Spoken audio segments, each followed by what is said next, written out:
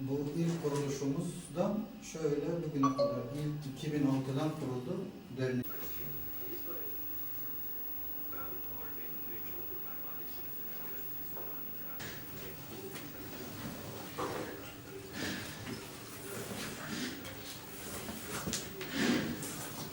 Hoş geldiniz arkadaşlar. Görüşürüz. Nasılsınız?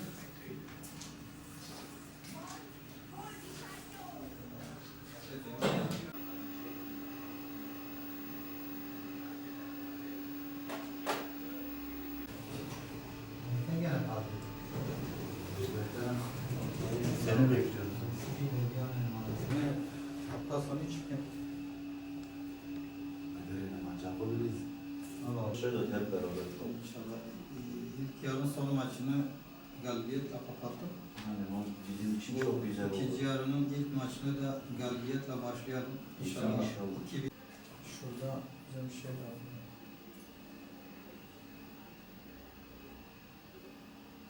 Dediğimiz gibi inşallah 2020 yılı bizim takım için, ilimiz için, ülkemiz için güzel bir yıl olur. Kalabilmektir. İnşallah bunu hep beraber gerçekleştireceğiz. Ben Nasrettin Kaya, Engeller Spor Kulübü Başkanı. 2007 yılından beri tekerlekli sandalye basketbol branşında faaliyet yapmaktayız. Şu an takımımız Türkiye Bedensel Engeller Spor Federasyonu 1. Liginde yer almaktadır. İlk yarıyı bitirdik. İlk yarıyı çok sıkıntı ve zorluklarla açtık. Destekler çok yetersiz oldu. Batman kamuoyu bu konuda maalesef çok duyarsız kaldı. Batman Valiliği, Batman Gençlik Hizmetleri İl Müdürlüğü ve özel idare bize bir miktar destek oldu. Bu destek bizim bulunduğumuz ligde masraflarımızı, deplasman giderlerimizi karşılamıyor. Sıkıntı yaşamaktayız. 13 yıldır kesintisiz reklam sponsorluğu yapan Batman Tüpraş Rafine Müdürlüğü var. Bu bize bir nebze de olsa bir can suyu niteliğinde bir katkı sunuyor. Bizim isteğimiz, talebimiz Batman kamuoyunun, kurum ve kuruluşların biz fazla miktarda astronomik rakamda destek istemiyoruz. Sadece deplasmalara gideceğimiz miktarda deplasman masraflarımızın karşılanmasını talep ediyoruz.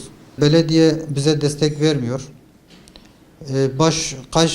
Kaç defadır başvurmamıza rağmen olumlu bir yanıt almadık.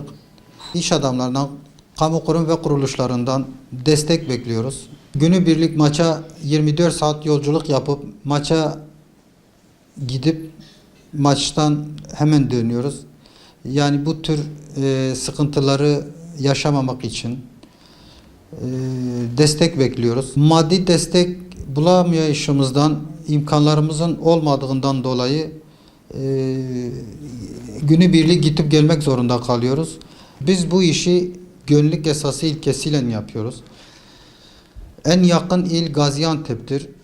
Doğu ve Güneydoğu Anadolu bölgesinin tek birincilik takımıyız. 12 ile gidiyoruz. Batman'ı en iyi şekilde temsil etme gayreti içerisindeyiz. Biz Batman'ı temsil ederken en iyi şekilde gidip gelme konusunda sıkıntı yaşamak istemiyoruz. Bedensel Engeller Spor Federasyonu bize verdiği destek memur harcırahı günlük yevmiye olarak veriyor. Bu da bizim bir yemek parasını bile karşılamıyor. Yani bu konuda herhangi federasyondan bir destek, yeteri derecede destek alamıyoruz. Engelli bireylerin sosyal hayata katılmalarını istiyoruz. Bu nasıl olur? Bu verilecek desteklerle olur.